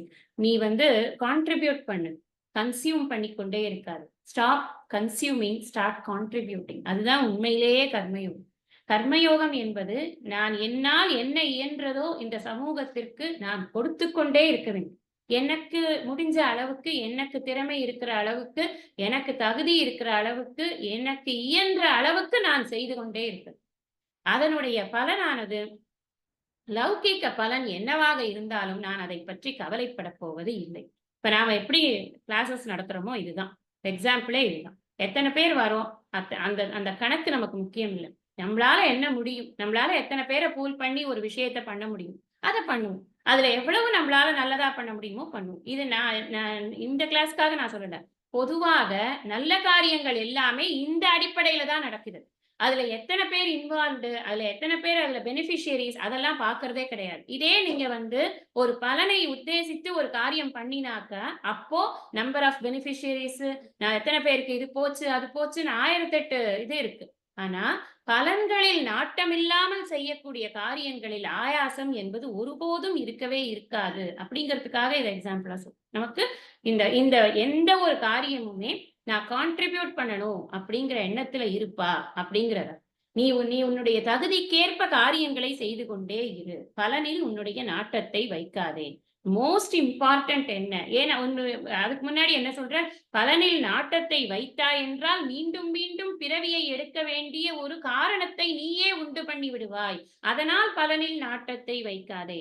மோஸ்ட் இம்பார்ட்டன்ட் என்ன? கடைசியா சொன்னது என்ன அப்படின்னா, எப்பொழுதுமே செயலின்மையில் உன்னுடைய நாட்டமானது இருக்கவே கூடாது. உன்னுடைய விருப்பம் செயலின்மையில் இருக்கக்கூடாது அப்படிங்கிறது ரொம்ப முக்கியம். இந்த ஸ்லோகம் இருக்கே, சமத்துவம் யோக உச்சியத்தேன்னு சொன்னாரே, அதோட கம்ப்ளீட் டெபினிஷன் என்ன சமத்துவம்? என்னுடைய மனம் சமமாக இருப்பதற்கு நான் எதை சார்ந்திருக்க வேண்டும், எதை சார்ந்திருக்க கூடாது, எதை விரும்ப வேண்டும், எதை விரும்பக்கூடாதுங்கிற ஒரு தெளிவு எனக்கு. What is expected of me, what can I expect, இது ரெண்டுமே எனக்கு தெரிஞ்சிருக்கு. இந்த சமூகம் என்னிடமிருந்து என்னுடைய ஆற்றலின் மூலமாக ஏதோ ஒரு விஷயத்தை எதிர்பார்க்கிறது. அதில் எந்த ஒரு பலன் நாட்டமும் இல்லாமல் என்னால் என்ன கொடுக்க முடியுமோ அதை கொடுக்க வேண்டும். அதுதான் உண்மையில் கர்மயோகம். இந்த கர்மயோகம் தான் என்னை பக்குவப்படுத்தும். இந்த கர்மயோகம் தான் என் மனத்தெளிவை கூட்டும். அந்த மனத்தெளிவினால் தான் நான் முக்தியை உணர முடியும் அப்படிங்கிறது தான் இங்க ரொம்ப முக்கியம். அதனால நிஷ்காம கர்மயோகத்தினுடைய ஸ்வரூபமானது இந்த ஸ்லோகத்துல வந்து சொல்லப்பட்டது. இதுக்கும் வந்து ஒரு அழகான ஒரு அனெக்டோட் வந்து சுவாமி ரமணச்சந்திரர் சரண தீர்த்தர் அவர் வந்து சொல்றார். நொச்சூர் வெங்கட்ராமன் முன்னாடி அவருக்கு பூர்வாசிரம பெயர். அவருடைய இதுல என்ன சொல்றாரு அப்படின்னு சொன்னா, சந்த் ஏகநாத்தை பத்தி ஒரு இது சொல்றார். அவருடைய வாழ்க்கையில நடந்த ஒரு விஷயம். அது என்ன அப்படின்னா, அவருடைய குருவுக்கு வந்து அவர் ரொம்ப சேவை பண்ணிக்கொண்டே இருக்கிறார். ஒரு 12 வருஷமா அவர் வந்து சேவை பண்ணிக்கொண்டே இருக்கிறார். ஜனார்தன சுவாமி அப்படிங்கிற குருவுக்கு. அவர் வந்து குரு ரொம்ப பிரீத்தி ஆயிட்டார். இவனுக்கு ஏதாவது பண்ணும், இந்த பையனுக்கு ரொம்ப நல்லா பண்றானே அப்படின்னு சொல்லிட்டு. இப்ப இந்த என்ன சொல்றாரு, அவர் வந்து ப்ரே பண்ணிக்கிறார். சுவாமி கிட்ட வந்து ப்ரே பண்ணும்போது இவரோட பிரேயர்னால என்ன ஆகுதுன்னா, ஏகநாத் ஒரு தடவை கோதாவரியில ஸ்நானம் பண்ணும் பொழுது அவருக்கு வந்து தத்தாத்திரேயருடைய தரிசனமானது கிடைக்குது. இப்படி தத்தாத்திரேயரோட தரிசனம் கிடைச்சிருக்கு அப்படிங்கிற விஷயம் இவருக்கு குருவுக்கும் வந்து தெரிய வருது. அப்ப இவர் என்ன எதிர்பார்க்கிறாருன்னா, ஏகநாத் வந்து துள்ளி குதித்து கொண்டு ஓடி வருவார். ஏன்னா தத்தாத்திரேயர் தத்த பரம்பரையில ஆதிகுரு. அந்த ஆதிகுருவோட தரிசனம் கிடைக்கிறதுங்கிறது ஒரு பெரிய விஷயம். அதனால ஏகநாத் வந்து இன்னைக்கு துள்ளி குதிச்சுட்டு ஓடி வருவான். அவனுக்கு நம்மளால செய்ய முடிஞ்சதை பெஸ்ட் செஞ்சுட்டோம் அப்படின்னு நினைத்து கொண்டிருக்கிறார் அந்த குரு. ஆனா ஏகநாத் வந்து சாதாரணமா வரார். அவரோட வேலைகள் எல்லாம் பண்ணிக்கொண்டே இருக்கிறார். குரு சேவை எப்பவும் அவரோட வேலை. அதெல்லாம் அப்படியே பண்ணிக்கொண்டே இருக்கிறார். எந்த ஒரு ரியாக்ஷனுமே இல்லை. அவர் வந்து கேட்கிறாரு, என்னப்பா இன்னைக்கு ஸ்நானம் பண்ணியே நல்லா ஸ்நானம் ஆச்சு. நல்லா ஸ்நானம் ஆச்சே. ஏன்னா நீ அங்க ஏதாவது உனக்கு இது கிடைச்சதா? ஆமா தத்தாத்திரேயருடைய தரிசனம் கிடைச்சு. ஏன்னா நீ ரொம்ப சந்தோஷமா சொல்லுவேன்னு பார்த்தேனேப்பா, உண்மையை சொல்லவே இல்லையே. நான் அவன்கிட்ட கேட்டேனா, நான் அதெல்லாம் கேட்கவே இல்லையே. நான் அந்த பலனை எதிர்பார்த்தா நான் வந்து சேவையெல்லாம் பண்ணி கொண்டிருக்கிறேன். இல்ல, எனக்கு வந்து எதுல வந்து சந்தோஷம்னா, இந்த குரு சேவை பண்றதுலதான் எனக்கு பெரிய சந்தோஷமா இருக்கு. அதனால இதையே நான் நல்லா பண்ணி கொண்டிருக்கேன். இந்த சந்தோஷமே எனக்கு நிறைய இருக்கும் பொழுது புதுசா அந்த சந்தோஷத்தினால என்ன கிடைக்க போறது? ஒன்னும் எனக்கு பெருசா இல்லை. இது 2 ஸ்லோகத்துக்குமே பொருந்தும். யாவானற்ற உதப்பானைக்கும் பொருந்தும். ஏன்னா ஏற்கனவே அவன் நிறைவாக இருக்கிறான். புதிதாக ஒன்று கொண்டு வந்து அவனுக்கு நிறைவை ஏற்படுத்த வேண்டிய அவசியம் இல்லை. அது இந்த குருவுக்கு இப்பதான் புரியுது. இங்க அதே மாதிரி இந்த கர்மாவை பண்றேன், அதுக்கு எனக்கு பலன், எனக்கு குரு சேவை பண்றேன், எனக்கு பலன் வந்து ஈஸ்வர தரிசனம் அவன் நினைக்கவே கிடையாது. இந்த விஷயம் எதுக்கு நான் இதை வந்து முக்கியமா சொல்றேன்னா, எப்பவுமே ஒரு மகாத்மாவோட சரித்திரத்திலேருந்து ஒரு பிட்டை நம்ம எடுத்து இந்த விஷயத்தை புரிஞ்சுக்கிறதுக்கு முயற்சி பண்ணினோம்னா, அதனால நமக்கு இந்த விஷயம் என்னைக்குமே மறக்காது. த்ரூ ஸ்டோரிஸ் நமக்கு ஈஸியா வந்து அது உள்ள போயிடும் அப்படிங்கிறதுனால இதை சொல்றேன். இது வந்து ரொம்ப best example for karma and பக்தி. அண்ட் இன்னொரு விஷயம் என்ன அப்படின்னா, இந்த பலன் கொடுக்கறது ஈஸ்வரன் தான் அப்படிங்கிற ஒரு புத்தி நமக்கு வேணும்.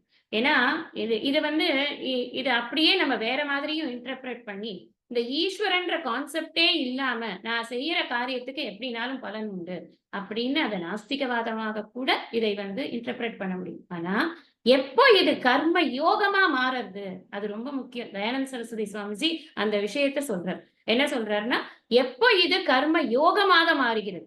அப்பத்தான் அது வந்து இந்த கர்ம யோகமாக மாறுவது எப்போ அப்படின்னு சொன்னா, அது ஈஸ்வரன உள்ள கொண்டு வரும் பொழுதுதான். எப்போ ஈஸ்வரன் வரார்? இந்த கர்மத்துக்கான பலன் கர்ம பல தாத்தாவாக இருக்கக்கூடிய ஈஸ்வரன் தான் குடுக்கிறார். அந்த ஈஸ்வரனுடைய காரியத்த இப்படித்தான் இருக்கணும்னு டிட்டர்மைன் பண்ணறதுக்கு நான் அதிகாரி கிடையாது. அதனால என்னுடைய அதிகாரம் எந்த அளவுக்கு இருக்கிறதோ, அதனுடைய தகுதியின் வரையறைக்கு தகுந்த மாதிரி என்னுடைய காரியங்கள் இருக்கும். அந்த காரியங்களுக்கான பலன்களை கொடுக்கும் தகுதியை பெற்றவன் வேறொருவன். அவன் ஈஸ்வரன். அவனுடைய வேலையை அவன் சரியாக செய்வான். அதில் நான் எந்த விதமான என்னுடைய விருப்பத்தை திணிப்பதை நான் செய்ய வேண்டிய அவசியம் இல்லை. அப்படிங்கிறத புரிஞ்சுக்கணும். இப்ப நம்ம இந்த என்டையர் இதுலயுமே செயலின்மையில் நாட்டம் வேண்டாம் அப்படிங்கிறது முக்கியமா புரிஞ்சுக்க வேண்டியது. செயலுடைய பலனிலும் நமக்கு நாட்டம் வேண்டாம். செயலில்தான் நம்முடைய தகுதி எதில் இருக்கிறதுனா செயலில் மட்டும்தான் இருக்கிறது. அதனால் அதில்தான் நமக்கு நாட்டம் வேண்டும். செயல் புரியத்தான் நமக்கு தகுதி இருக்கிறது. அதனால் செயலை நிச்சயமாக விடவே கூடாது. துறக்க தகுதி இல்லை. செயலை துறக்க எனக்கு தகுதி இல்லை. அந்த பலன் விரும்பி செய்யறது அப்படிங்கிறது கிடையாது. உலகியல் பலன்களுக்காக ஆசைப்படாதே அப்படிங்கிறது தான். இது வந்து ஒரு இம்பார்ட்டன்ட் ஸ்லோகமா இருக்கிறதுனால இதை வந்து 2 பாகமா பிரிக்க வேண்டாம். நம்ம வந்து இதை கம்ப்ளீட் பண்ணிடலான்னு ஒரு 5 மினிட்ஸ் எக்ஸ்ட்ரா எடுத்துங்க. சாரி. யார் வந்து மகாத்மியம் படிக்கிறேன்னா